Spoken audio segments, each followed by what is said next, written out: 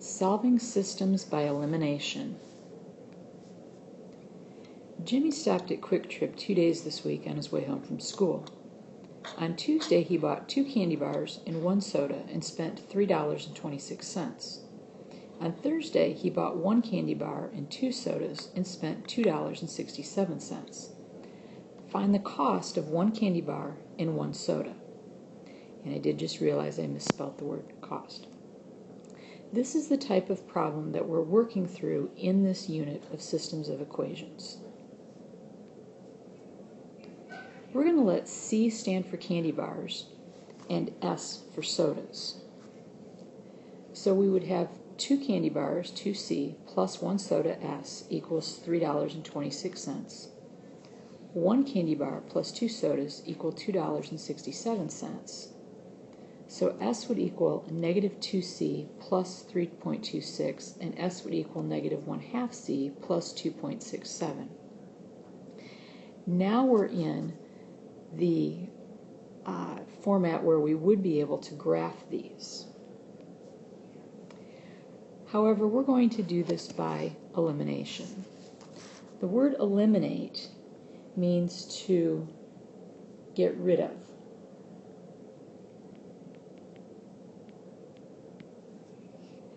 If I have ants in my kitchen, I want to eliminate them. So the word elimination is going to have us eliminate something from the problem to make it easier to solve. We will eliminate or get rid of one of the pairs of variables and then add the equations. The important idea here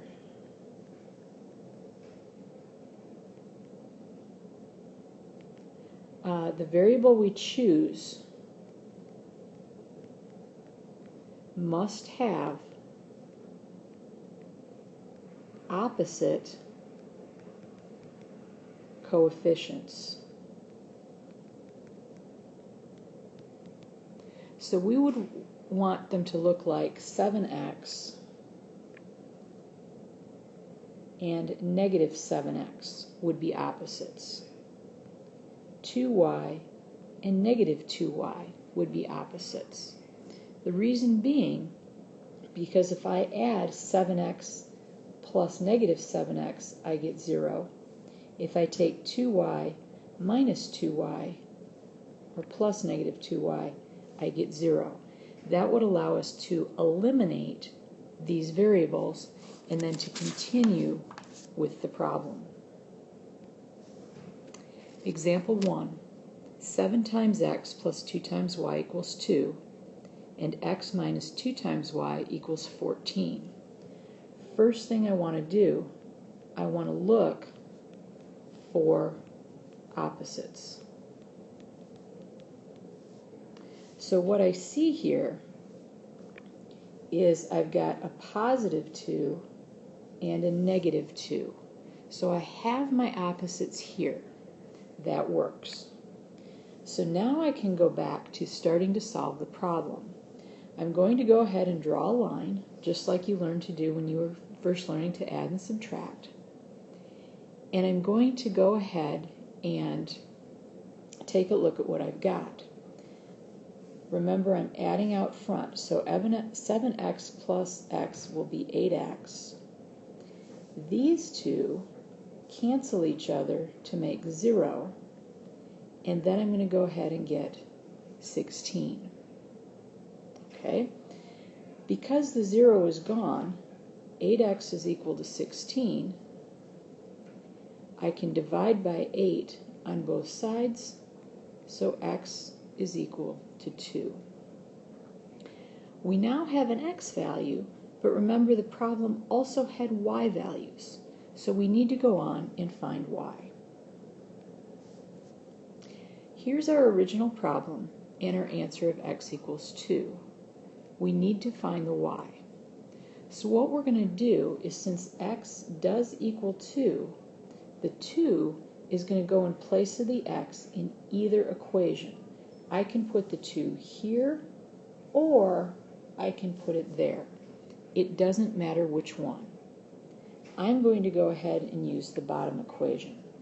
So I have x minus 2y equals 14.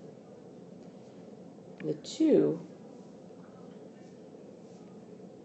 is going to go right here, and I'll continue by substituting the 2. I'll move that 2 to the other side by subtracting. So negative 2 times y equals 12. And as I finish this out, I'm going to go ahead and divide by negative 2. And when I finish, y will equal negative 6. So now I have a solution, because we're talking about solutions, of 2, negative 6. At this point, I'm going to go ahead and let you practice a couple of problems.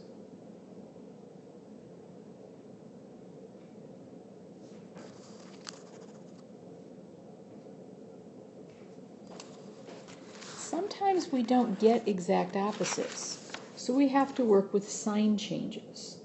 So if we look at this particular question, again, the first thing I always want to do is I want to look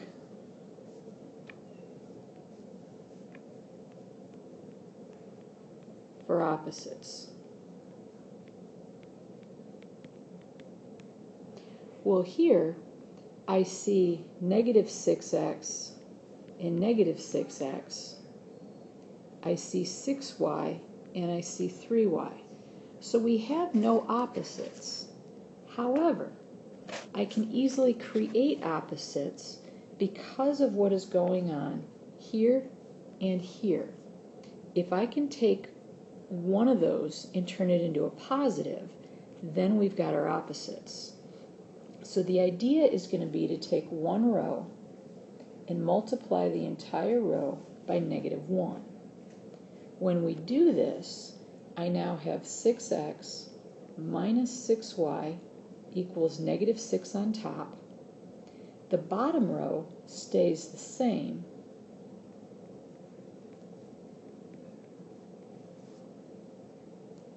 Now I'm ready to finish the problem. So just like before, as I look here, here is my positive 6, there's my negative 6. So they are ready to go ahead and drop out. Draw my line, think about adding.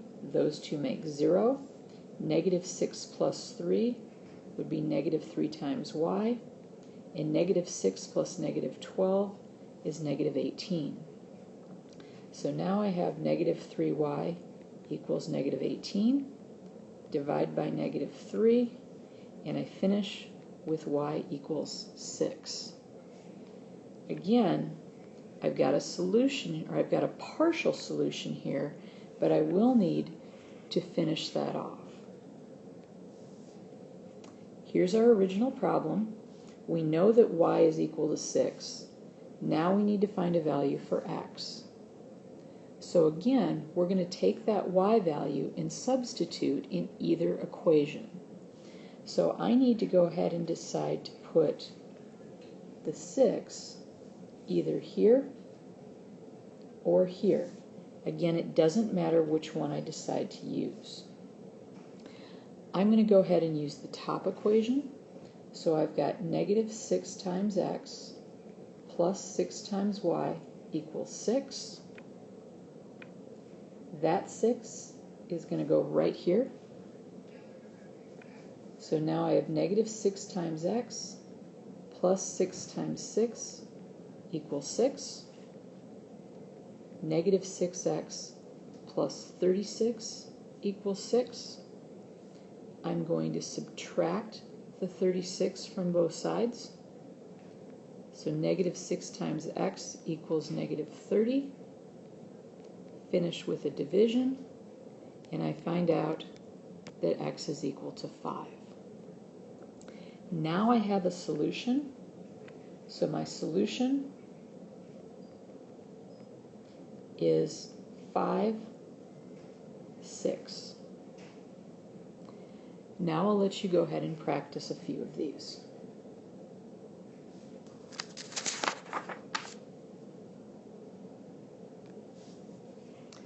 So far we've had problems that look like this.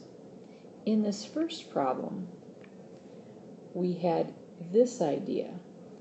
Plus 4y minus 4y were exact opposites and would easily drop out and equal 0 if we added them. In the second one, I notice that I have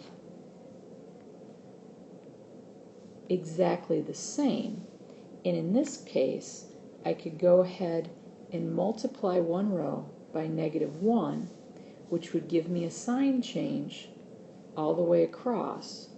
Then I would be able to go ahead and add and get my 0.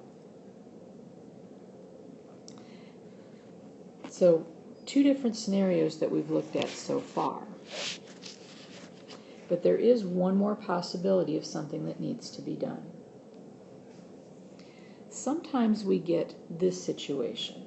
So the first thing I want to do is I want to check for opposites. Well, I've got -3x and 7x. I have y and -8y. So no opposites. Second thing, could I multiply by -1? In this case, no. Multiplying by -1 will not allow me to drop anything out. So the third thing I need to think about, what do 3 and 7